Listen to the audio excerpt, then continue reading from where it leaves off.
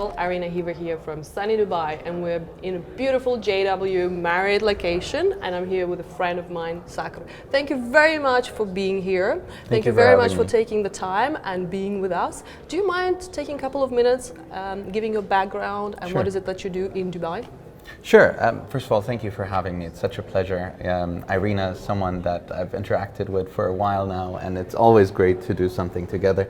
I came to Dubai from London after I finished university, and I joined IBM here, and I started to become a consultant. And when we did consulting at the time, what became evident is that there's a disruption happening, and there's more technology moving into more traditional business spaces. So in 2015, I stumbled upon this thing called blockchain, when it wasn't very well known, and at the time we proposed it to some of the government entities here in Dubai, and then we saw what Dubai did with it. What I saw then through this blockchain journey is that a lot of these emerging technologies, they go through an innovation cycle, which is then why I focused on innovation and how we can use innovation to start bringing technology for human-centered innovation. You've been in Dubai now, what, 10 years? 13 years. 13 years? So Dubai's always been the base, but since I moved to Dubai, I worked in 23 countries around Middle East and Africa. And so I've been in Dubai 12 years. We're long-term Dubai residents. We absolutely love this city. We love this country. AIBC Summit is coming in May, and Dubai government is sponsoring the event, which is amazing. Not only they are sanctioning it, supporting it, but now they're sponsoring it, which is amazing. So to all of those people who are watching us now, why should they come to Dubai? Why should they come to to check out Dubai, check out what is it that we do here and how we live here? Why? What's your big why? Why are you still here? I always say that the Dubai Tourism Authority should pay, because I'm always out proposing how great Dubai is. Because Dubai is the kind of place in the world, I think one of the few places in the world right now where you can actually do business face to face. Look at us, we're sitting here, there's a summit happening in the background, there's somewhere around 200 people talking about the AIBC Summit coming to Dubai, and this is going to be a physical event as well, right? So not only do you have the beautiful weather, the sunshine, the hospitable people, the safety and security, you also have all of these business-minded people coming here to interact face to face. No, of course, that's amazing, and that's a testament to the leadership of Dubai. It is, you're right. Having a safe and secure and a place where innovation and business can happen. Talking about innovation, you mentioned that you discovered blockchain back in 2015.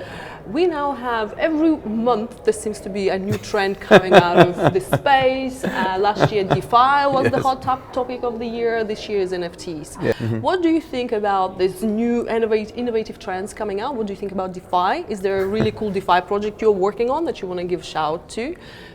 Is there a really cool NFT project that you like? Have you bought an NFT yourself? What's your view on this, our really ever-changing space? So first of all, I think to someone like me that's gotten involved in this when this was just a freaky idea in 2014, to actually see that we're here, we have an entire events talking about blockchain. There's a whole industry. An entire industry.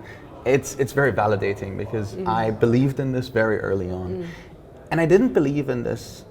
Now, mind you, I'm in cryptocurrencies, I'm in I was just about to ask, blockchain or crypto? Yeah, right. So if you ask me, the confusion that people make is to confuse blockchain and cryptocurrency.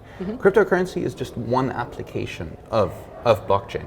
And to the point that you just made, NFT is another application of blockchain. And I believe that blockchain in itself is really what's going to drive us forward. And out of blockchain will come new industries that we couldn't even imagine, right? Like NFTs. Really, NFTs have been a thing since the mid-90s, but we can only now do it through a blockchain technology, right? And this is why blockchain in itself is being adopted by governments, by large corporations all around the world, in healthcare, in science, in industry, in manufacturing, in government. Everywhere we're seeing blockchain use cases. So I believe in blockchain first and foremost. Now, is DeFi going to provide a certain promise and benefit? Maybe. Is NFT going to do something similar? Yes, maybe. But what's definitely going to be surviving is blockchain as a technology. I hope. Well, blockchain has promised us so much in 2017-18, promised to disrupt how we transact peer-to-peer, promised to disrupt every government, promised to disrupt every company, promised to disrupt how we vote, but we don't see any of that.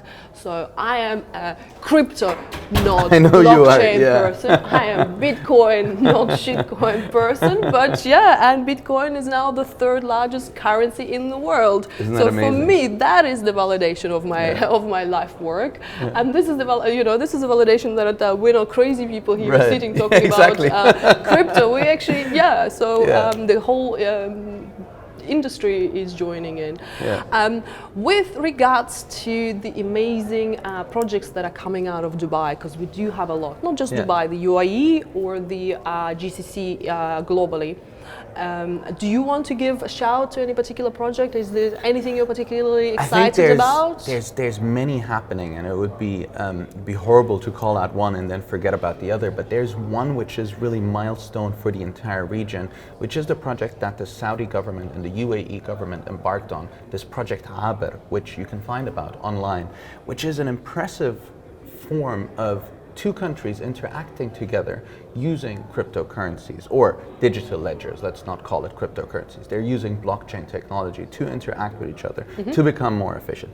On your point of blockchain being disruptive, so I unfortunately am on stage saying by 3 years, blockchain is going to change the world in 2017. Right? So obviously 2021, we did not expect 2020 happening, right? Now we've moved a lot since then. Having said that, I think what I maintain is that blockchain is not going to disrupt anything. It's not going to allow us to do things suddenly that we couldn't do. It's just going to remove friction out of the equation, right? So it's going to be not necessarily felt directly by me. I'll just feel that I am transacting more safely, more securely, faster, cheaper. But really, if you think about it, we all use the internet today. And you don't need to know how it works in order to use that. You don't need to know how it works, right? So blockchain, I think, is going to be a little bit more in the background than what I originally thought. So originally, I believed that blockchain, it's going to be out there and everyone's going to know that they're going to use blockchain. But I think what is actually going to happen is that all of these relevant transactions will slowly move away from our traditional centralized systems to these blockchain distributed ledger systems that we will put in place, and we're going to see the benefit, but not necessarily know that it's blockchain. Well, fantastic. Thank you very much for that, Saqr. And I'll see me. you in May at the AIBC Summit. I look forward to it. And everybody else is mostly welcome to come to Dubai, check us out, come to the event. Thank you, Irina. All the best. Thank you.